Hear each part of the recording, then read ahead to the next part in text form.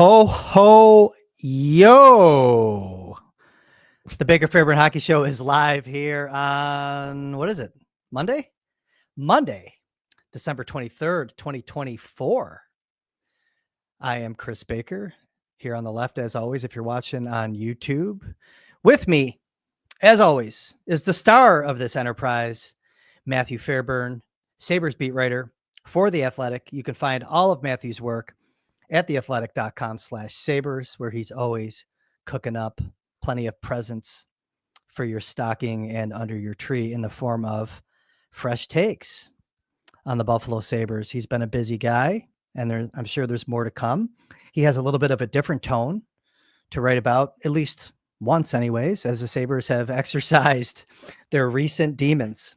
The 13-game winless skid came to an end this evening, if you were paying attention, with a 7-1 victory in Long Island. Sabres defeat the Islanders off of a nice game from Jiri Kulich with 2 goals and assists. Rasmus Dahlin, 4 helpers on the night. Jack Quinn showed up, coming off a scratch on Saturday against the Bruins with a goal and assist. Dylan Cousins, 2 helpers.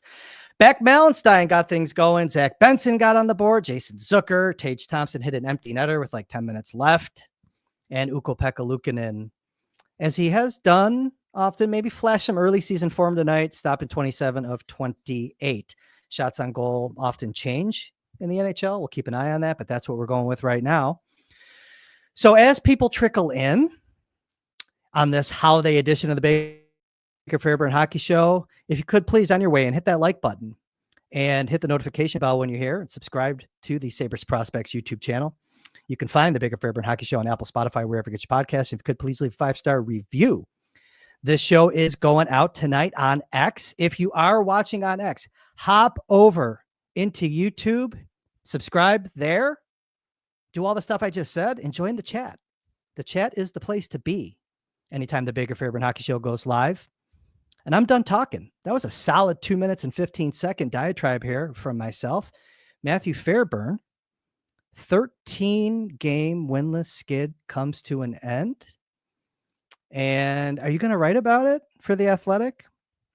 What's the story here tonight for you from your journalistic perspective? Yeah, the story's already filed, as it usually is if we ever get to do these post-game editions. They ended the streak, but the damage has been done, right? So a little bit of a good feeling heading into the holiday break, a much needed weight off for a lot of the guys, every guy in that room, every guy on that coaching staff in the front office, pretty much anybody that works for the team. I was actually smiling seeing the tweet from the Sabres about the win, and a lot of people were in the replies, very excited for the social media people that they got to post about a win and didn't have to deal with the angry responses. I do often think of them, the ones who have nothing to do with what goes on the ice, having to deal with all of the nastiness on the internet. But good to get a win, never a bad thing. But when you go 13 games, when you go a month between wins, I kind of mark this as, the end of a certain, line in the sand here with the holiday break. And they went from Thanksgiving in a playoff spot to Christmas as a lottery team. And it was something. It really was. And so, kind of putting a bow on that streak now that it's done, it was, I don't know if it was a new low point for the franchise, but it felt like close. That they've had a lot of different low points, different flavors of it. So it's hard to think of a team that needed a 7-1 win like the Sabres got on Monday, more than they did. Yeah, so at least they get 2 holidays here where their meal tastes pretty decent. Thanksgiving, they were in a decent spot in the standings, and then they head into the little break here with a win. But to your point about the damage being done, yes, with the win, the Sabres still are 12-19-4 on the year, good for 28 points. And they are, to use your term, comfortably in the cellar. of the NHL's Eastern Conference here. So plenty of work to do if they're going to reclaim respectability in the standings anyways. I'm not really paging up. We're not looking at the wild card positioning anymore. Sabres just need to gather as many points as possible. But no, it's been quite a journey since Thanksgiving. I was talking to my brother today. He's like, something has to change, right? Like with the personnel or like management. And I'm like, I don't know, and now I really don't know. The same person texted me and he says, okay, people are safe for another couple of days. I think that's how the fans are looking at this too. I think the fans are probably happy. I'm not really looking at the chat, of course. I left my wireless mouse where I was over the weekend, and I am totally out of sorts here. So I'm not even really able to scroll through the chat to see what the vibe is. I'm sure people have a little bit of relief, but understand that it's still pretty dire here with the Sabres. I guess I'm just trying to think of where to go from here, because it's been like, you don't want to, if you're the Sabres, I didn't hear the post game availability from Lindy Ruff or any of the players. I'm sure they had a little bit of a sigh of relief, but I kind of like the fans. They have to be thinking that we're nowhere, like this is just, it's a nothing win really in the big picture. Is that kind of what we're expecting? Did you hear the players? There were technical difficulties, I think, on the broadcast that prevented those from being shown. So I would, Lindy Ruff sounded like a man who was relieved to be done talking about losses and to have the streak behind him. But I think your point about the big picture is certainly a good one. It's look, there's the rest of this season is going to be interesting because I think there are a big group of fans that probably want the change that you're talking about and know that signs of life like we saw tonight maybe, put a dent in the possibility of that happening. It's one game, so I wouldn't go that far. Yeah. It's, if nothing else, you look at it as a group of players that was really going through it for a month. Same with the coaching staff, the guys that are in there every day trying to find a win, right? And got close against Boston. Had some bad, breaks early against Toronto. They've had some close calls in this streak. So there's plenty to feel good about there. And I think what you want, if you're a Sabres fan, is a little bit more of that because of what it brought out in players like Yuri Kulik and Zach Benson. I think the biggest worry you could have, there's a lot of people that justifiably want change, and I don't, I think they're probably correct. I don't think change doesn't seem imminent based on, the inaction of the entirety of that streak. They didn't do anything. They didn't change the roster. They obviously didn't, swap out an assistant coach or anything. They still have the same general manager. There was just a complete lack of action. So I have no reason to believe that will change if they get back to, being the 500 team we saw earlier in the season. But if they were going to become, a team that is losing long stretches of games and really sink into the bottom of the standings, which is still very much in play, you do wonder about what that does to 19-year-old Zach Benson, 20-year-old Yuri Kulik. Yeah. These extremely young players who are getting their first taste of the NHL. You want to see those guys have more nights like they had on Monday, because they were among the players who were struggling to find the back of the net, playing okay in other areas of the game, but struggling to put up points. So a much needed confidence boost for those guys. But certainly I'm sure there's also a lot of fans sitting there wondering where this was for the last month, right? Where a game like this has been, because it wasn't just tough luck that got them to 13 straight games without a win. It was a fundamentally flawed team that was lacking consistent effort on a night-to-night basis, lacking coherent game plan, sloppy passes, just a whole host of problems that make you think that this team is closer to a lottery team than it is a playoff team. Yeah, those percentages that you had today going into this game, you want to recite those? Yeah, according to the Athletics model this morning, the Sabres had an 8% chance at the number 1 pick and less than a 1% chance at making the playoffs. It's like 0.3%, something crazy. It was like That really is a who fraction of a, yeah. they were tracking in the model to be a 75-point team, which is what they were in 2021-22. That is who they are, and I think I don't know, it's weird. If you're a Sabres fan that wants change, the upshot of the 13-game winless streak is that it exposed that. That they weren't able to hide behind a more average record. They really exposed a lot of flaws in how the team is built and the way that they play. So it is I'm sitting here today thinking there is a strong chance they wind up picking in the top 5 or 6 picks in the spring. Yeah, it's Porter, Martone, or bust. That's what it's going to be.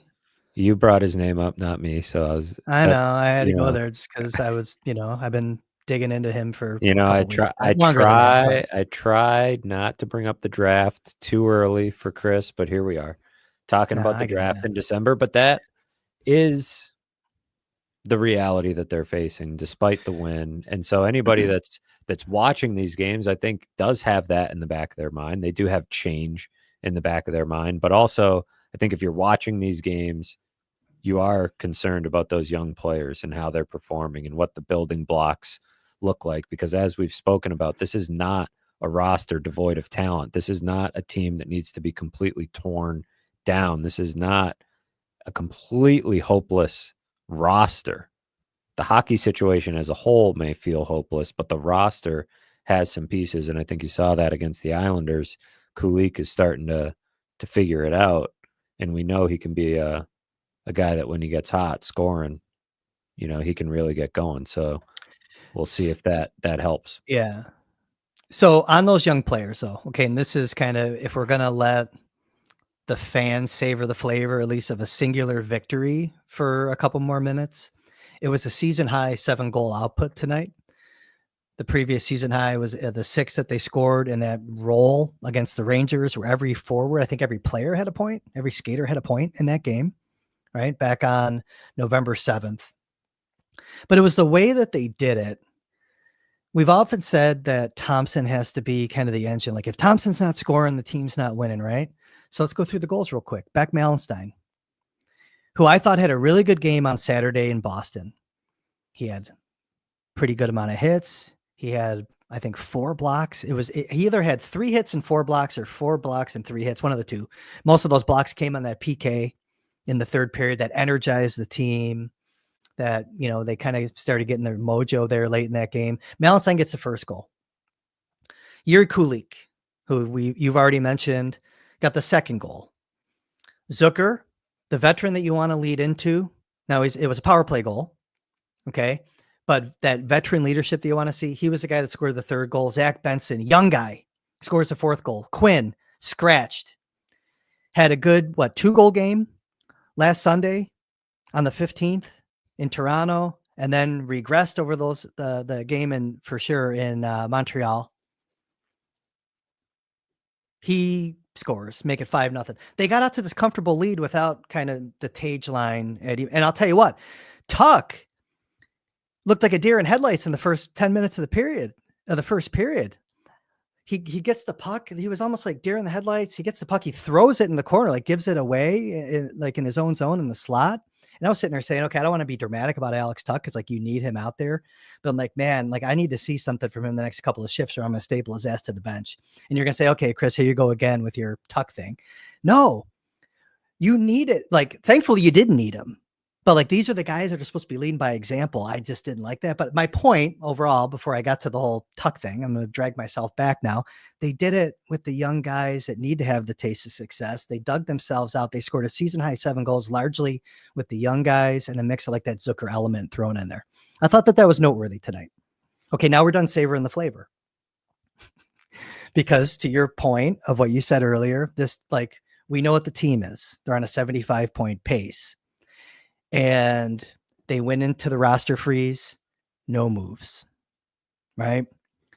Maybe, I guess, some of your peers in the media are saying that Kevin's being reasonable. He's involved in talks. He's being reasonable. Maybe there's something cooking there. Wishful thinking. Kris Kreider was scratched today in that Rangers Devils game. Is that a prelude to list something here on this show? right? We've been talking about him for a while, but it's interesting. I was thinking about Kreider when you texted me about him today, and I thought, has my thinking changed at all given where the Sabres are? Because when we first started talking about Kreider, they were a fringe playoff hopeful. Mm-hmm. Now, as we sit here, I think, I do think that changes your calculus a little bit, but I still believe if you can convince him to come, then that is a player worth having for one more season, undoubtedly. But it's not as urgent, right? When you're, if you're Kevin Adams, you don't have to act out of desperation on that trade. You don't have to act out of desperation on any trade at this point. No, you don't, but at some point you can't sit here and say that you have these young guys that have been brought up too fast. They need leadership around them. Even if it's a lost season in the standings and the playoffs, if you can still go out and get someone that's been there, done that can kind of show these guys the way, there's value in that based on the acquisition cost being reasonable. Right? Like, right. I'm not going out to get Kris Kreider thinking that you're going to make the playoffs. I'm saying let's start really getting serious about developing these young, talented players that are established. It's clear they have a high talent level. They just need the other things to help them get that little it factor that you don't always find organically on your own when you're young. You need to go through, they just went through a tough stretch. What did these guys learn?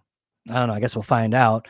But if you add a veteran element in here, look, it's a pipe dream, right? He's got 15-team no trade list. You can bet your ass Buffalo's on it. But if you can get him, get him. I know you were getting there, but it's just like, I don't want to prolong do we really need him? Yes, you need the element. Well, they absolutely need him. I think from a realistic standpoint, it's becoming less so, because I would venture a guess that even if they were, you swapped, franchises with the Panthers for a day and the Sabres were in the same, position, but located in Florida, Kris Kreider probably wants to play in the playoffs, right? Like if he's getting traded, he wants to go to a playoff team. I would think. He's 33 years old. He's no longer a young man with many years in front of him. So if he gets traded to the Sabres, he could be looking at not just this year, but next year potentially being out of the playoffs. But Kris Kreider is symbolic of what you can still go and get. Well, and I think what they need to be looking at is players like Kreider. And while they're not going to be in the position of a traditional buyer, I also don't think they need to be in the position of a, seller necessarily either. Because, look, this is all, of course, contingent on Kevin Adams is the one making these moves, right? I guess it doesn't matter who's making the moves, but that does seem to be the big elephant in the room, right?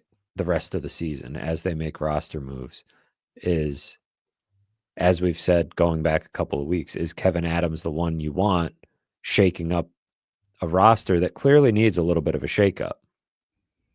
I think that's a legitimate question and probably a fear for a lot of people who follow, this team and root for this team, is that the GM who got them in the position is going to be the one that Terry Pegula lets, shake things up and try to get them out of it. That piece of it aside, as you think about this roster and reshaping it, I think, and, we had a question in here about what do you do as far as trades? Like, how do you go about this? I think you go about it similarly to to how they did last season with the middle stat for Byram trade. Not to say that was a home run or anything. I like the move. I think it's worked out well. They got younger, which maybe shouldn't necessarily be their goal, but I think they should be trying trades that make them better in some way. Now, they're going to end up in an interesting position with Zucker and with Greenway. Greenway's out for an extended period of time after having surgery, but if he's healthy enough to be available at the end of the season, I think he would be attractive on the trade market. Zucker would certainly, the way he's playing, another goal tonight, would be a guy that other teams would like to have. But both of those guys are kind of what you talk about, right? They're two of the only guys on the team that have been there and done that a little bit, that can show some of these guys the way, that are consistent when they're healthy, at least for this team. So do you entertain the idea of extending those guys? Would they entertain it? That's probably, a big piece of the puzzle there too. And if they don't, because I think we're beyond the point of the Sabres, feeling good about getting a 4th round pick for Eric Johnson, right? Now Zucker should get you a little more than that the way he's playing. But if it's just a draft pick, maybe if you can get a young player that's getting close to the NHL, I just don't think you want to be tossing away Greenway for the sake of selling when that's a I guy agree. you could build around. Yeah.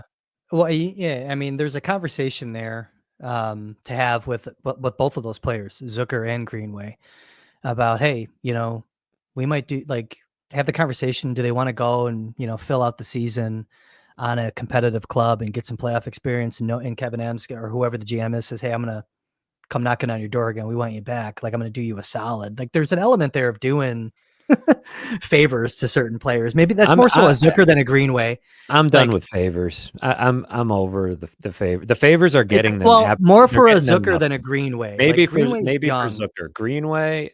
Yeah, he's too young. He's 27. You let those guys out of your building, they're probably not coming back, right? That this is, the favors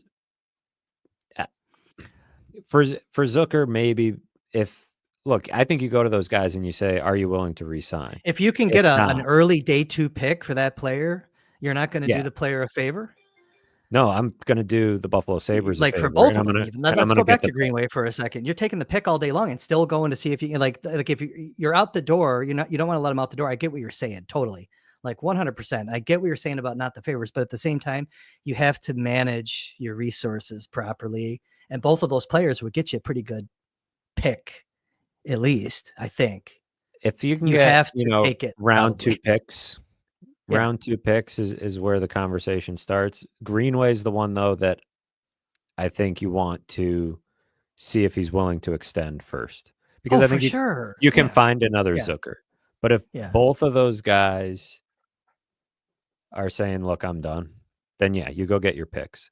Mm-hmm.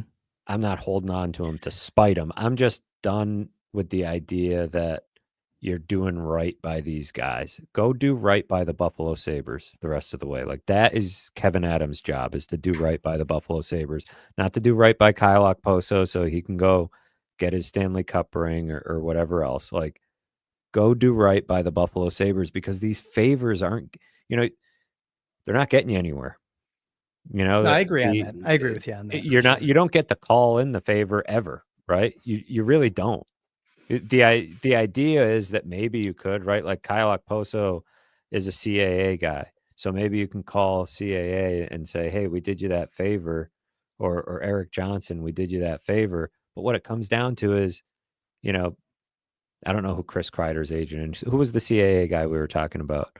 March or so last week. What it comes down to is Pat Brisson can't go to March or so and say, hey, Kevin Adams did me a favor on Kyle Okposo. You mind doing him one? He's going to say, hell no.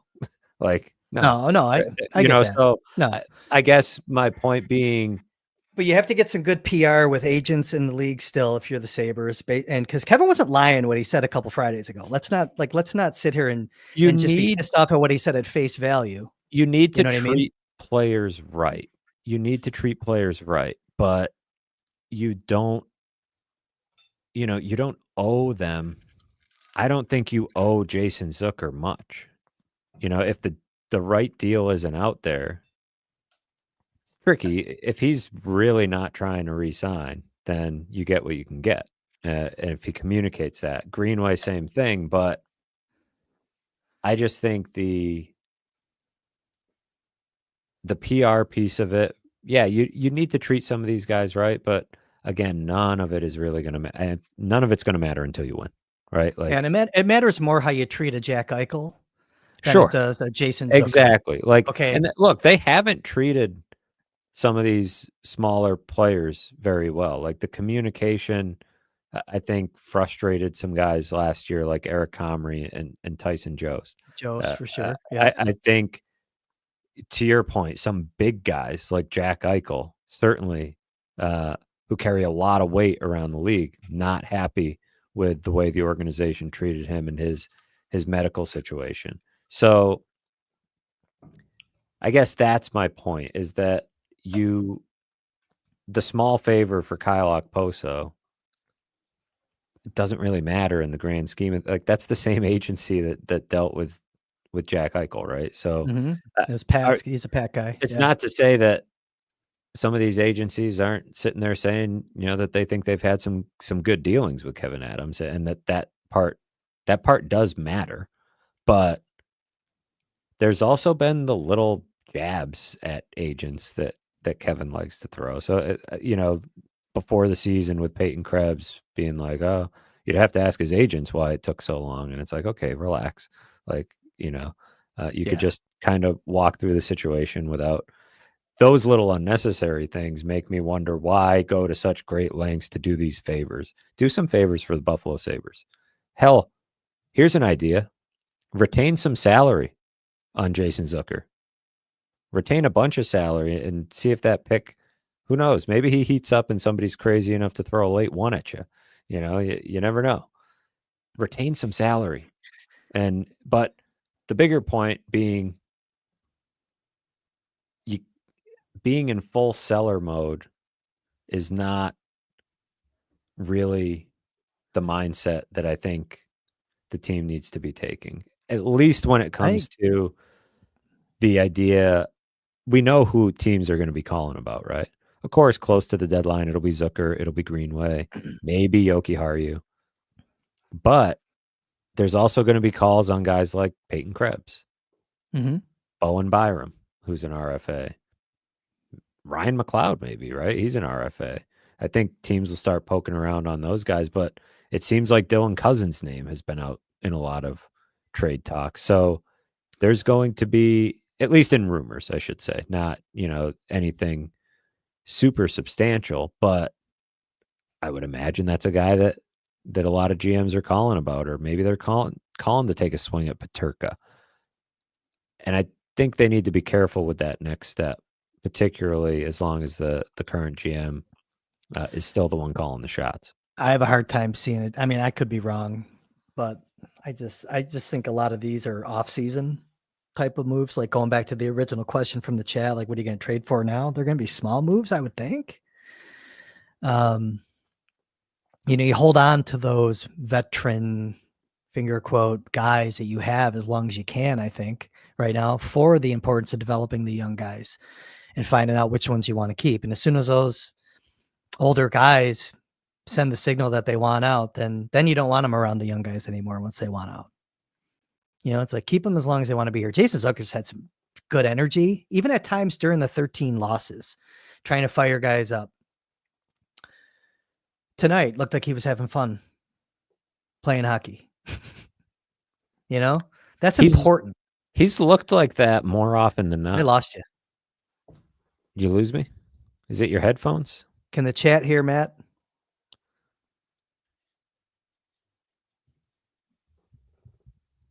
Now I got you. I can hear you bouncing around. All right. Got you now. Yep. Go ahead. Zucker has looked like that a lot, hasn't he?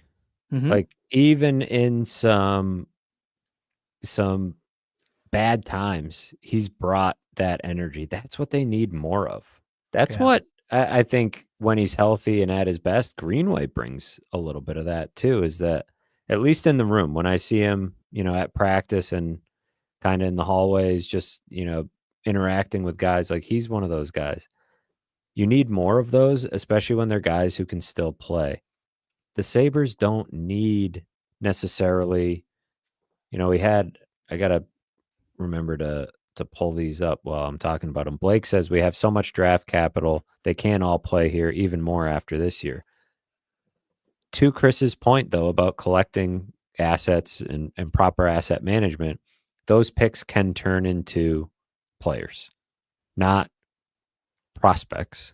But I mean, it was Beck Malenstein this summer. It could be uh, a piece of another package in a different deal. You want as many of those as you can get, especially if Zucker has seen enough and says, you know, I'm not coming back here next year. Let me go play for a playoff team.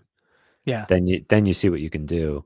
Greenway, probably the same thing, because that is, I would think, a player that you could get even more for than Zucker. I don't know. I'd be curious to see how their values shake out. It depends how healthy Greenway is. If he's 100% ready to go by deadline time, then I would think that's a guy you want in the playoffs.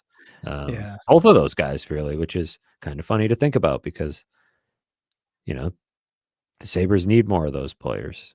And so It's going to be really fascinating to see what Kevin Adams does at the deadline, how the players act, and how they talk, how their agents speak to Kevin in those weeks leading up to the deadline, and just kind of it's a gauge of the players' commitment to the organization. I mean, if Zucker wants to resign here, that's a great win for Kevin Adams. It's a great win for the Sabres organization as of now. I don't see, even if Zucker's production tails off, I think you're seeing the importance of him. And I did see a chat scroll by. It's like, you need a couple more. Yeah, you do need a couple more. So I get it. and what It's would going it to be, cost? that's what makes it interesting, right?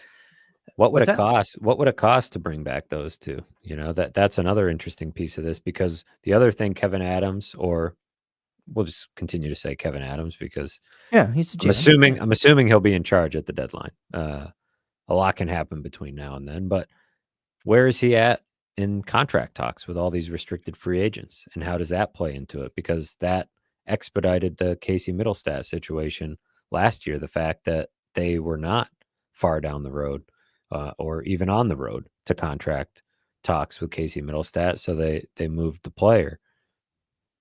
All of this ties in, and that's why the conversation about whether Kevin Adams should be the one making these moves, it's not even about the big potential shakeup of, you don't want Kevin Adams making a Dylan Cousins trade or an Owen Power trade, or some of these other crazy ideas that have been thrown out there. It's the whole thing. It's the little tinkering. It's the roster planning for next season, because as a general manager of this Buffalo Sabres team, you need to be thinking about next year's team pretty much already. You need to be mapping out that list of unrestricted free agents, and start seeing who might be realistic. You have to start looking at trade deadline options that maybe have some term, or in-season trades for guys that have some term. But you also need to be doing the housekeeping of, where are we at with McLeod, Peterka, Quinn, to a lesser extent, Devin Levi, Bo Byram. All of those are pretty important too. Not as urgent as Zucker and Greenway, because they're not unrestricted free agents, but still players who you have to monitor those situations, because they don't have a ton of leverage as far as pushing their way out the door. But this is the first time in their career where they probably have a little bit, right? Yeah. If they decide to say, look, you have my team control. You can keep it as long as you want, but just so you know, I'm not really going to engage on the long term stuff. Then you have to start wondering, okay, or they're asking for a certain dollar number that doesn't seem reasonable. So this is all stuff that is, ongoing and fluid, and they're probably catching a little bit of a break financially, I guess, with Jack Quinn in a down year and Peterka not really following up last season with a huge year. But Bo Byram's, I think, made himself some money this year. Oh, yeah. McLeod should be a pretty simple case. He's been basically what they expected. Not a big point producer, decent defensively, and pretty good on the penalty kill. But there's a lot of moving pieces. We've, I think, painted a somewhat optimistic view of what they have as sort of a foundation or what they have to work with going forward. But it's easy to step in potholes along the way. And I think that's what they've done. 2 years ago, it looked like they were in a great position, 91 points. And I don't know if they stepped in potholes so much as they just kept the car in park at times in terms of roster building. But they're at a point where every move kind of has every action has an equal and opposite reaction here, right? You re-sign one guy or you trade one guy, you're opening up holes on your roster. You're, taking away money that could go to another player. A lot of important decisions to be made and assets to be managed over the next 4 months until the deadline, not even 3, 2.5 months till the deadline here. I'm going to do a hard shift on you right now. Similar conversation, some of the trade talk. What do you think of this Vancouver thing? What do you think of this Elias Pettersson? And the reason I ask, right, is that this is the first year of his extension. This is the only year that he doesn't have trade protection. Now, he could always waive it. He's got a full no move after this season. I want to say he's boys with Darlene. $12 million in bonus money paid this year. Base salary manageable. He's got some pretty, he's got basically $5 million in bonuses per year, or in the last 5 years, he gets $10 million next year bonus. But when you look at the structure of the contract, in terms of him not having control, what do you think that, like, is there, and listen, I dismissed it when Elliot Friedman talked about it on his podcast a couple weeks ago. Then, like, you start to look at it a little bit more. What's your take? We haven't really talked about it on here, I don't think. Like, would you see that as a real, like, they need defensive help? They need a lot, but they definitely need some defensive help there. Sabres have a few. I think a few that you could start the conversation with. Is that something that you'd look at if you were Kevin Adams? I mean, you have to, right? But is that price tag? The dollars, like it gets really complex when you look at that. Or do you just want JT Miller? Because, like, as a player, even though he's older, he represents everything kind of that you want, but he's also had some injury issues. And, like, if those guys are both, like, what's your take on that whole Vancouver situation as it could potentially relate to the Sabres? And this is what we get when we don't have a show sheet. Well, JT Miller has a no move clause, so I'm looking at the guy without one, and I think that there should be somewhere in Kevin Adams' office, there should be a master list of players who have no clause, right? Yeah. Or when clauses kick in for certain guys, that should be, Sam Ventura's analytics department should really have that dialed down, because that is where opportunity lies, right? Whatever trade list you came off of at whatever point, you're back on it, after what you've done this season. So if there's a player out there, I think you're looking for situations like New York, like Vancouver. A lot of teams are looking around the league at Buffalo and thinking, oh man, that's a mess. Let's go take advantage. You should be doing the same thing to other teams. It's like, oh, things are going a little bit sideways there. They want to make a shakeup. They might be willing to do something they otherwise wouldn't be willing to do. I think, JT Miller would be a really interesting player to add to the mix. Pettersson, I think, would be, to me, a swing worth taking with the cap going up. The cap figure really doesn't bother me. I think it would satisfy their need for a true number one, center on the first line. I think, you would be able to either move Tage Thompson to the wing or put him at center on the Mhm. second line, move Cousins to the wing. It Be a hell satisfies of a the need. recruiting tool. Well, it certainly would. And I think your point about Dahlin is a good one. It's not totally far-fetched that he would be willing to come to Buffalo. I mean, it wouldn't matter, right? He doesn't have trade protection, but as far as, maybe being excited about the idea, Sabres I'm have all a pick for it. that might be Now, in the lottery too, by the way.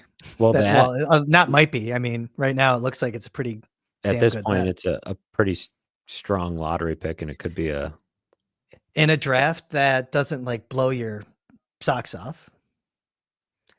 yeah, like you said earlier in the show, you're either getting, if you don't get Porter Martone, you got to dangle the pick, right? That's my yeah. Well, that's what I told you. Yeah, it's Porter Martone or bust. Yeah, that's my take right now. And I'd have to dig There's deeper a lot of hockey left to into. play. I could fall in love with other players near the Well, top. That that's you know what what I I mean. was gonna say You is sound I would yeah. have to see some more of the other guys, but it's Porter Martone or a Porter Martone type, right? I need to see a player that's the total package in terms of size, competitiveness, that type of playing style, which Martone has. Mhm. Otherwise, if it's going to be another smaller, skilled player, I think or another defenseman, right? That makes sense for that slot. That's when I think you have to get serious about moving the pick in a trade. But Yeah. I think, dollar figures should not scare them off. Maybe they will, but they shouldn't. The cap's going up and you've got cap space coming out your ears. If you bring in a player like that, it changes what you do with some of these UFAs and RFAs and who gets money and who doesn't. Some of those guys probably move in that deal, right? Like you're not getting them for nothing. So, I think, what was it that Elliot proposed, which was not He said like reporting. Cousins, and he said Cousins and by like yeah, he said yeah. So it wasn't, and that's what drove me nuts about that whole thing. It became a rumor on social media, like the two teams are talking about it. But Elliot, I listened to his podcast. I'm sure you did too. He was just like, no, just hear me out. What if it was Cousins and Byram for Elias Pettersson? What if, like that's all it was. It was just, It's so him doing funny, his, on a as an aside, that I really appreciate this about Elliot Friedman is that he is kind of just he's having fun like everybody else in some ways, and he's a little all over the place with that stuff. And he's very clear that he's not reporting anything. But coming from the NFL world, covering the NFL for so long, it was like if Adam Schefter said anything like that, it would be like you were like, okay, he knows something, mm, and maybe Elliot does too. And he's, just he being could be, extra but careful or coy about it, but he doesn't, it just strikes me that sometimes he just has some fun. And maybe it's because he's on a podcast and, he's, kind of in that free form conversation mode and kind of just, going with the conversation. But that's just a total aside. But yeah, it was not concrete like any of these players are available, but that is a big price. However, it makes the dollar figures pretty easy to deal with, right? You're getting rid of 7 million in Cousins and whatever Byram's gonna take on his next deal. You yeah. know, opening up a hole on your blue line. But man, you could have built a nice blue line in free agency, in this season, this off season. Some of the names that were out there. Yeah, So maybe less like less offensive, like less mobility, you're whatever, not gonna like find more Dahlin, more Power, or Byram, but the pieces that they yeah. actually need, right? They already Mhm. have Dahlin and Power. The pieces they actually need, you can go find them. Like Uh, defensive competency. and Yeah. I've liked Byram's season so far, so not necessarily eager to trade him, but I do think that's a player that teams are going to be calling about. But if you can land a first line caliber player, like I mean, I blew it off at first, and then I was like, we should probably talk about it, just because of that no protection. And that's a big thing. I mean, it was a big focal point of what Kevin said a couple Fridays ago, right? A lot of these players have no protection. So I don't know. I just wanted to get your take on it. So wait, let's go back real quick. Yes or no? Based on the cost being reasonable, I just want to close the loop. Kreider, yes or yes, no? Would you take it? yes. Yes. Okay. Okay. All I right. would Good. take Kreider. I'm not. I guess my thought in the middle of November was pick up the phone and get it done now. And Yeah. not to keep harping on Kevin Adams, but I don't know what else there is to harp on, I guess. That is the topic of our show, right? And he runs the team. So this is what we were talking about in November, right? I What's know. out there? You've got this 10-game mini season that we talked about, right? This opportunity to make a push in the standings. What's out there, for trades? And we were talking about the Rangers dangling Kreider. And again, he's got the no trade, so it's not specific to Kreider necessarily. But it is not doing anything while other teams are doing stuff, right? Little things to upgrade your roster and being proactive about your situation, recognizing, showing the locker room that you recognize. I think they thought they were saying one thing when Terry Pagula went to Montreal and was like, everything's fine, the answers are in the room. But I think what really would say something to the players is like a few weeks before that, before the losing streak even started, or heck, a game or two into it, going to make a move, right? Yeah. Showing the urgency, being like, no, this is a playoff team, and I'm going to be looking to upgrade every single spot. I'm going to be treating this like it's a playoff team. Like, I'm going to go get Dante Fabro and send Jacob Bryson to the AHL, even if it makes us a fraction better on the blue line. Like, I'm going to go claim this guy on waivers if it's going to make us just a little bit better. Go make this trade. And none of that happened. And so now that's where my mindset on Kreider shifted to, sure, but don't be desperate about it, because, I mean, heck, if you get that guy in your locker room, the sooner the better. But the Rangers are going to be just as likely to be trying to trade him in the summer, right? And if his name was really out there, then, they'll have to push him maybe to the Trouba point, right? To get him to accept, the Venn diagram of teams that can afford him and that he would want to go to. Doesn't seem like it's lined up to make a deal so far. So we'll see. I think Scratching that guy was crazy today. It's one. The team is, talk about a team not responding to leadership. The Rangers are having the same problem.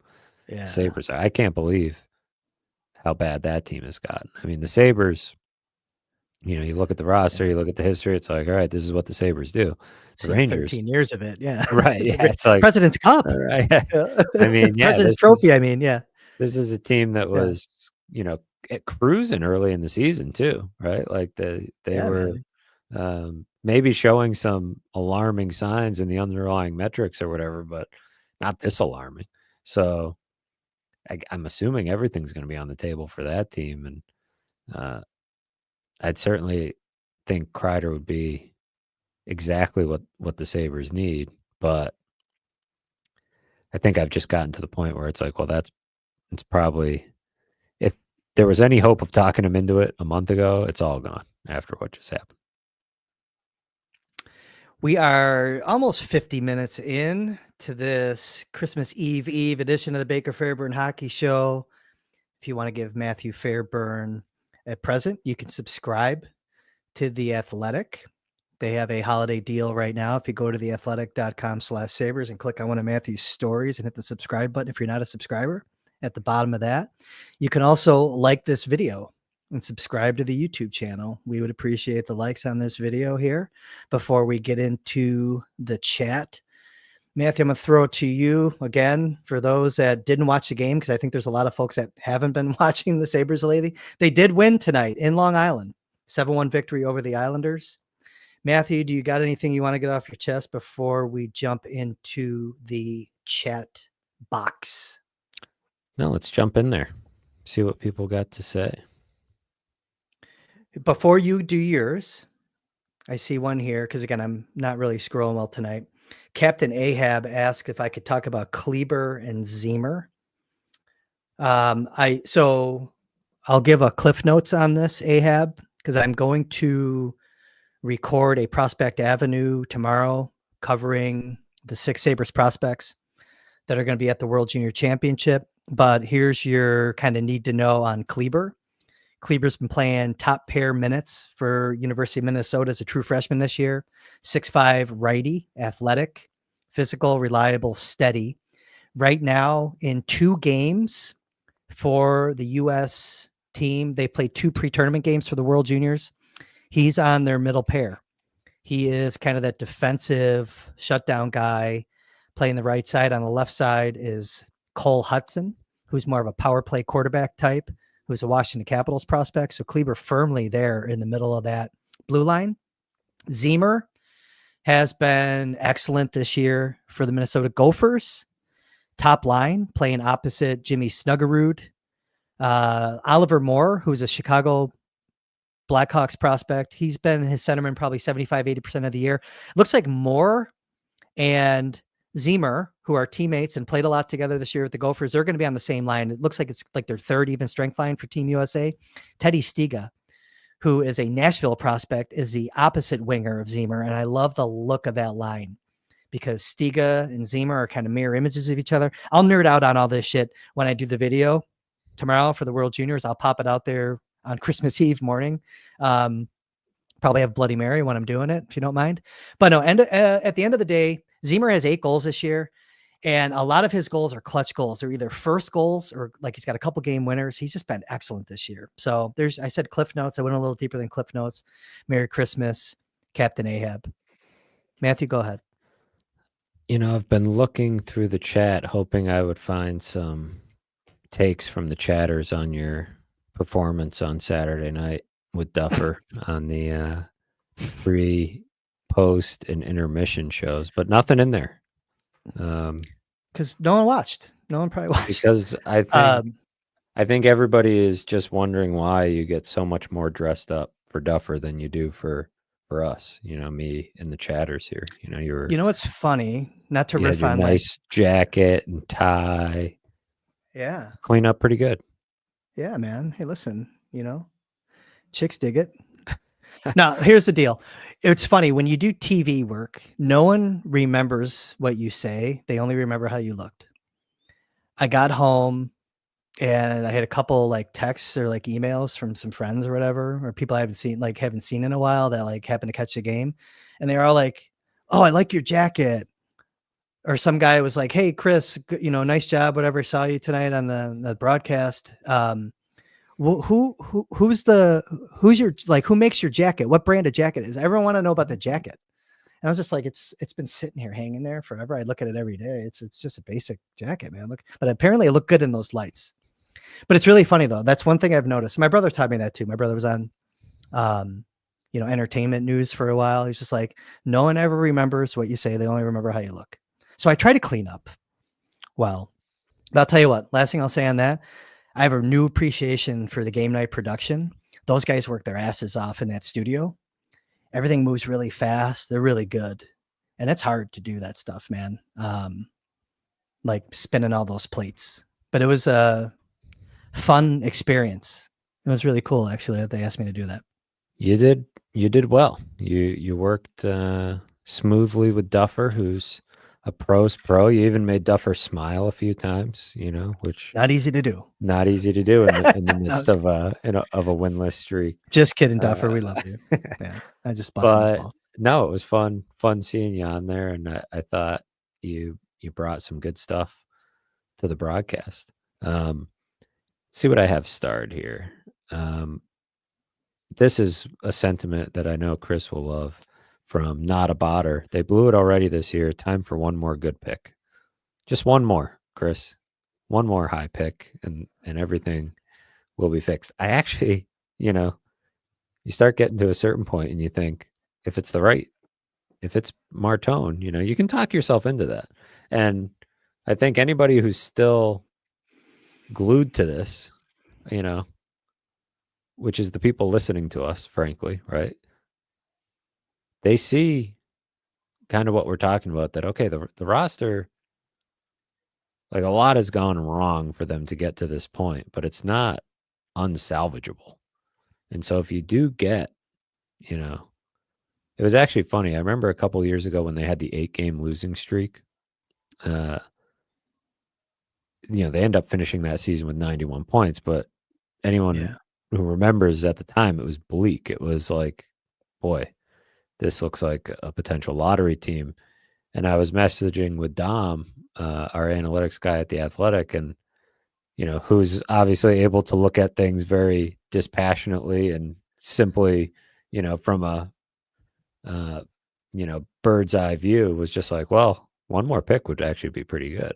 If they could get themselves in the mix for like Bedard here, that might not be too bad.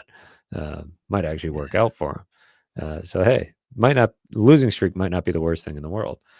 Didn't turn out that way, right? They turned it around, and what we thought would be much better for them kind of ended up in some ways screwing up their evaluation of some of these players, and maybe throwing their expectations out of whack, speeding the timeline of their expectations up. But it is funny, the thin line sometimes where, it feels painful in the moment as a fan base when you're going through that, but then, the right guy on the other end, or you nail the right pick, and your fortunes can change pretty quickly. I mean, the Sharks aren't in a much better position than the Sabres are, but having Macklin Celebrini has injected some life into that organization. Dude, that's a fun team to watch lately. And you would think that they lost a lot, right? Like, they lost a lot last year, and he has injected some life, into the group, and they are, but they brought in some veterans around them. They had some other guys cooking that were ready to come up. So it's never going to be just one guy who solves everything. But I think the point being, there's a pretty solid foundation here. So who knows? The trade the pick felt more apt last year for me. Like, and now I'm sitting here thinking, man, if this is a really high pick, like, that could be a difference maker for your franchise. So be careful with that pick at the deadline until you see where it's at in the lottery. I mean, look, I know where the Sabres are in the standings right now, but it would be akin to, trading the pick the year that you won the lottery and got Darlene, right? Or, you can even talk about Owen Power. I mean, they're different players, but no, they can be franchise altering, even if you look at the draft class as a whole and they say, okay, it's average at best, because there's not, it's just not teaming with superstar potential at the top. But there's a lot of guys there that are going to have some really, really, really solid careers. And I don't want to come off as saying that Martone is like literally the only guy that I like. There's guys, I mean, every single player is very likable there. Martone stands out and we have 6+ months to talk about it. You know what I mean? Size, skating, hands, but it's not even that. It's the compete level. It's the tenacity, and it's what he just brings to the table as a leader. Now, here's where you caution, right? Dylan Cousins was a leader. I'm still waiting. I've been talking about it, right? Martone feels different, though. Feels different. And I'm pretty sure, as folks in the chat subscribe to The Athletic, if they're not already, and they pay attention, you don't have to listen to me.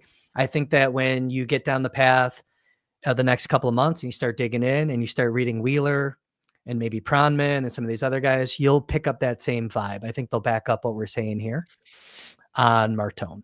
They should. Yeah, Scott Wheeler wrote a story on him, and, some of his talking to a lot of people around him, coaches and stuff, that, the names that got thrown out there were Corey Perry, Brady Tkachuk, Matthew Tkachuk. I'm going to go back and look at our text because I save all of our texts. I don't ever delete texts. We started talking about Martone in August. No, it was probably September.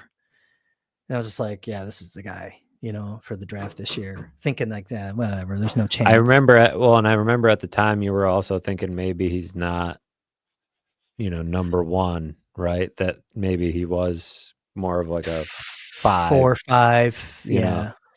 And he's played his way up. But what I will find fascinating to follow, and it's going to be fun because, he plays this week at the World Juniors, and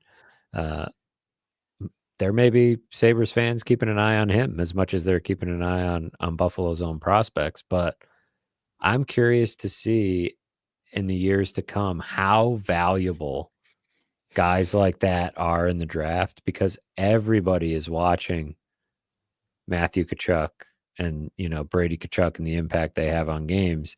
Everybody's out there saying everybody wants one of those guys, See, right? but that's why, so hard to find. And that's the challenge zone. That's why, like when we were talking about Pettersson, completely different player, franchise altering at 26 years old in a different way. And it makes it really compelling. That's why I bring the pick into it, though, too, because then you're giving up the chance maybe to get that. But it'd be compelling to Vancouver if you maybe put that into the mix. You put all these pieces on a table and say, pick a couple to talk about. You know what I mean? And that's what makes it crazy, because you have Tage Thompson at a good number with the cap going up. You have Dahlin at a big number with the cap going up. Cousins, if you can maybe keep that piece here. I'm looking at Owen Power specifically. If you like, you know what I mean? That's where I'm going with this. You could have some really nice pieces, and you're going to say, well, do you need, like, if you're going to get Pettersson, you don't need Cousins. Maybe you do if you move Tage out, or if you move, to a wing, or Cousins, you move them around. You see where I'm going with this? Well, like, I think $7 million for Cousins, even as your third line. Like, you have these guys entering their prime. Like, how quickly is it going to take Porter Martone to be, he'll be an impact player, but like, he's not going to, like, at 24, 25 is when he's going to be like, he's potentially prime ass kicking years for him. And he's 18 right now. He's not going to win you a cup tomorrow. Clayton Hakes brings up, I think a related point is that the Sabres traded Eichel and Reinhart right at that 24, 25, kind of age range. If the Sabres are going to trade NHL players, wouldn't it make sense to trade a Tuck, who is arguably in his late prime? I think everybody ends up on the table, but I do think Clayton's point is a good one. It's a great one. When you're talking about what you're talking about, that Porter Martone will be at his best at 24, 25, 26. The Sabres do have some guys approaching that prime age. That's what Kevin Adams was trying to get at in a roundabout way, is that I think they've banked on too many of them at once. I don't think they layered them properly or, made enough guys earn it. But the fact of the matter is they will have a lot of these guys entering that age range around the same time. Even Dahlin is 24 right now. I don't think he's 25 yet. Cousins is a couple years away. Quinn's a couple years away.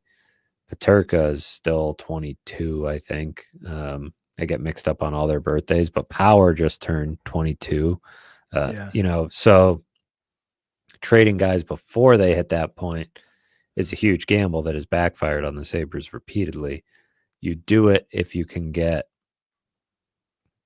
Pettersson's like a number one center type, right? Like a guy that can change the complexion of your team.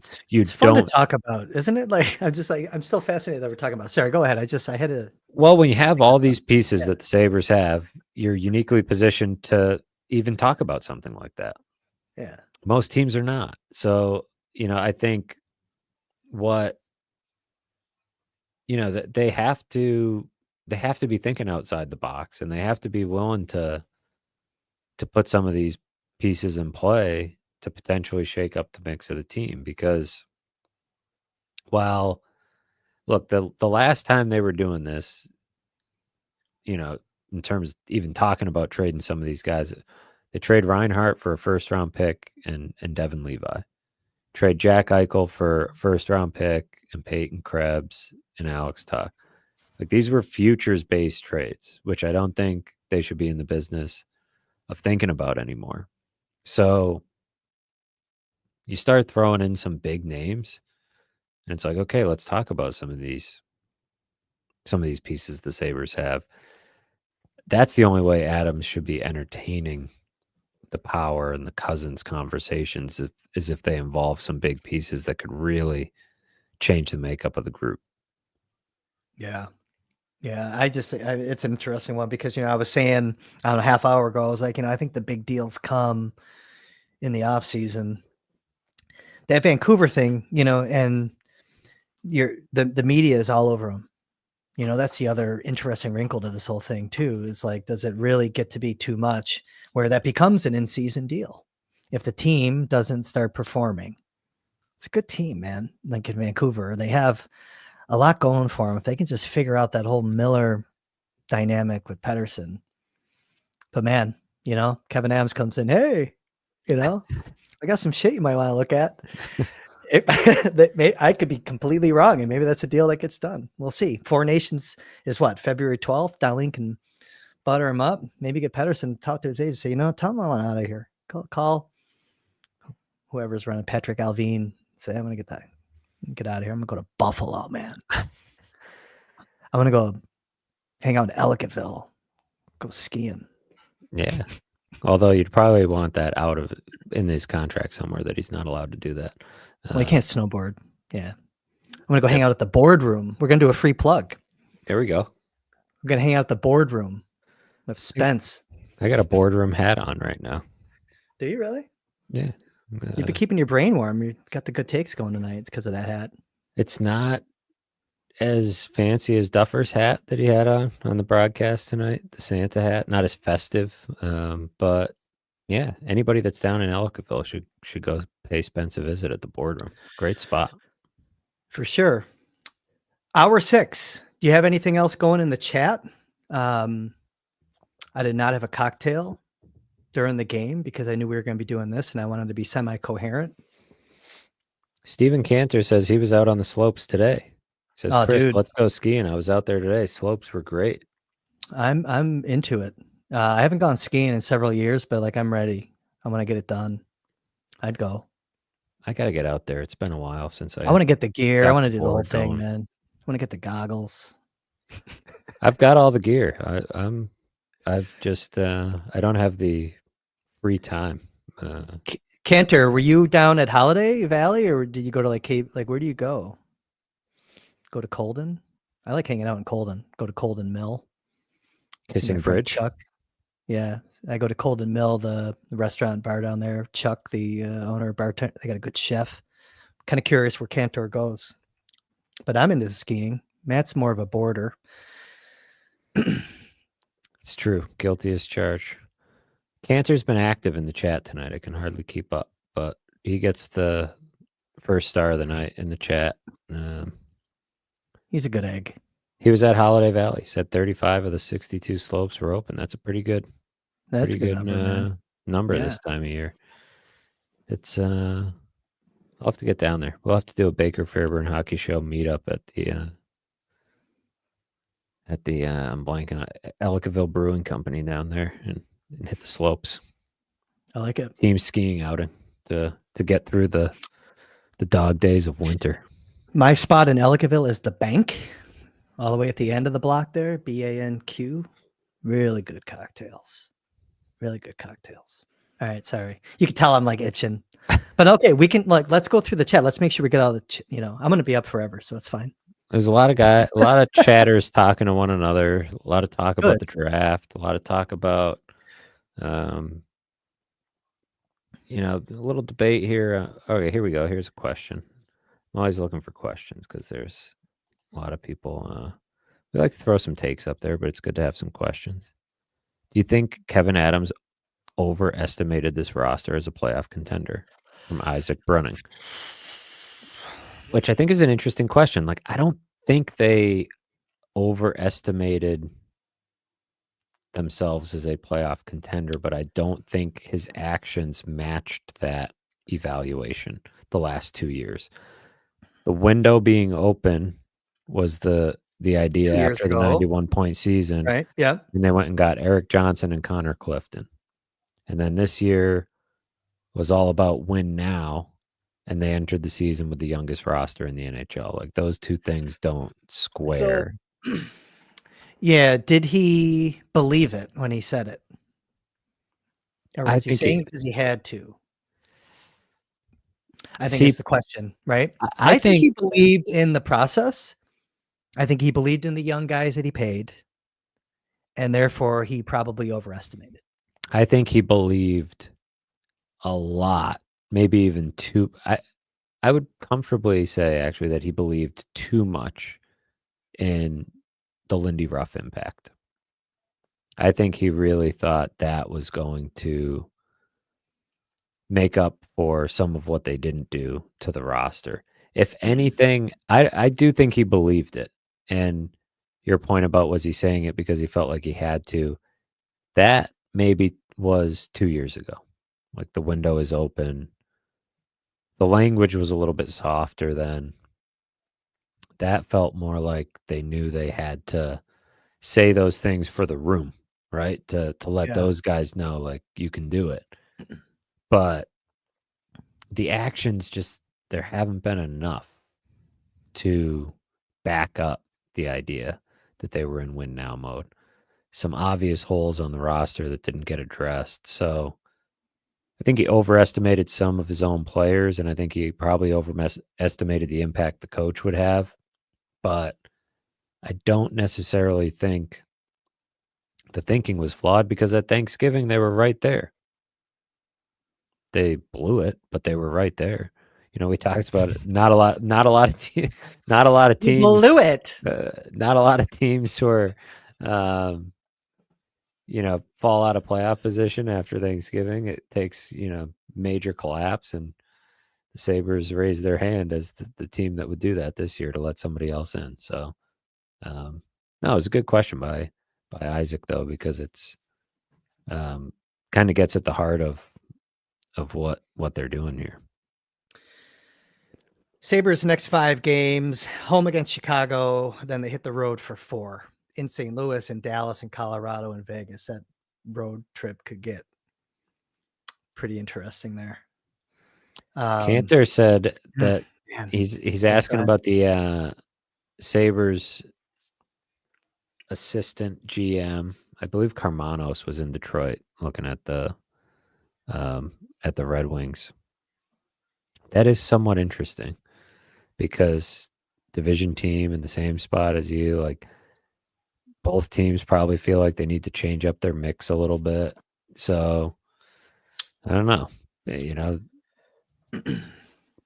also said that on the lifts at Holiday Valley, they had the Sabres game on the radio. Imagine that. That's pretty cool. I don't think they were going to scout to Cantor's question about the Red Wings. I don't think that they were looking at Patrick Kane anymore. Honestly. No, I think that Um, that ship has probably sailed. But Yeah, that's a good question. I mean, if you look at like what ails the team, it's still the net front. Rasmussen's a big guy. He's playing on their third line. He was a former first round pick out of the WHL. Big guy. I almost wonder if they'd be like looking at a guy like that. I don't, I'm looking at their roster real quick, just spitballing on the fly here. Nothing on defense excites me. You're not going to get Mo Sider from them. You know what I mean? You're not getting, you don't need, unless you're like making like a massive change, you don't need Edvinson, who I'm not even seeing on here right now. So I don't know if he's out of the lineup, but, yeah, I don't know. I mean, listen, the one, every time I look at the Red Wings roster, it's that one that got away. GT comp for that trade still bothered me. He was, love that pick when they made it. That was 2013 draft. I want to say 2012, 2013 Ristolainen draft. Could they be looking at a guy like that? I don't know. He's probably got trade protection too. Rasmussen definitely doesn't though, but I don't know. I'm just spitballing here. Taking a stab at Steven's question about who would be a good fit. Rasmussen would be a guy. Chris D'Amato says Larkin. Yeah, I wish, man.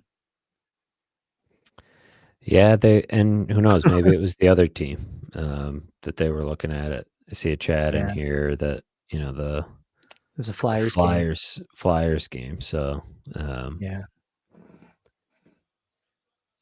got this from Grumpy Scott as well. It'd be nice to see Cousins with a veteran winger for a while. He's always centering youngsters. I wholeheartedly agree with Grumpy Scott on that.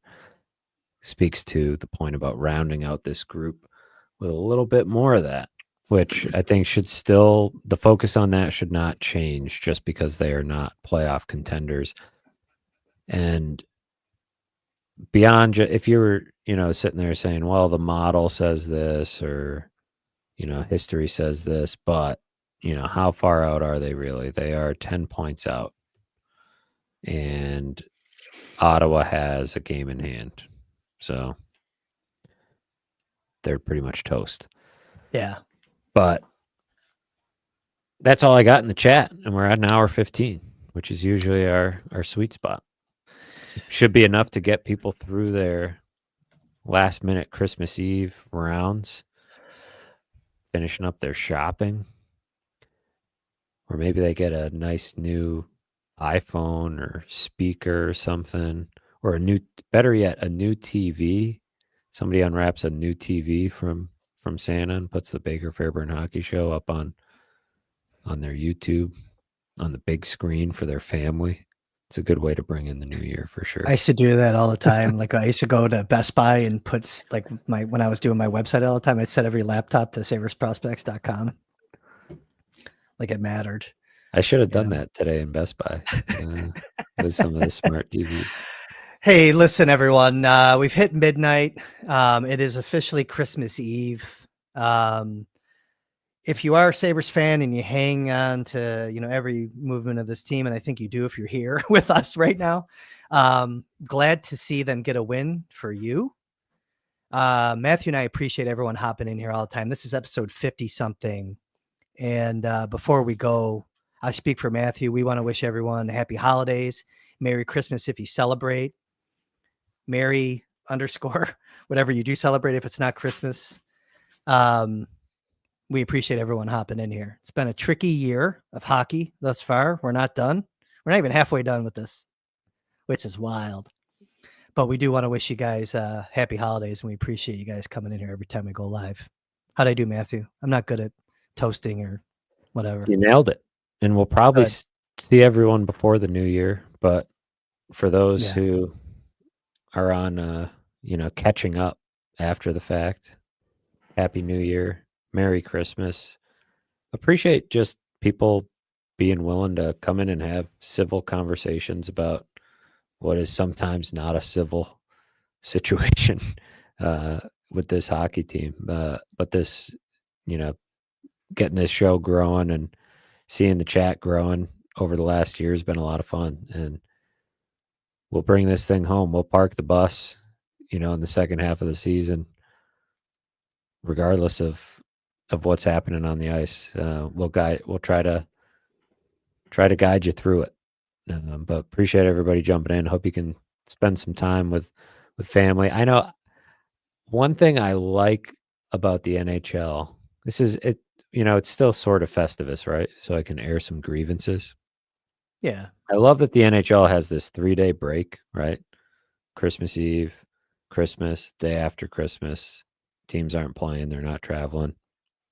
The holiday roster freeze is in effect. So it's like legitimately, unless Terry Pagula does something crazy, the next few days I can take a deep breath, relax, enjoy the holiday. The NFL is playing games on Wednesday just so that they can play on Christmas.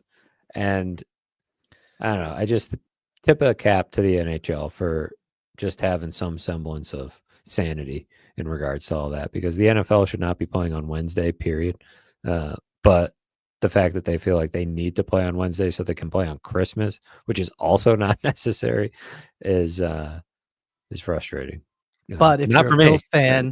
Bills fan, you're probably thankful that the Chiefs are playing on Wednesday, and maybe that short week could lead to them a setback for that team. Could.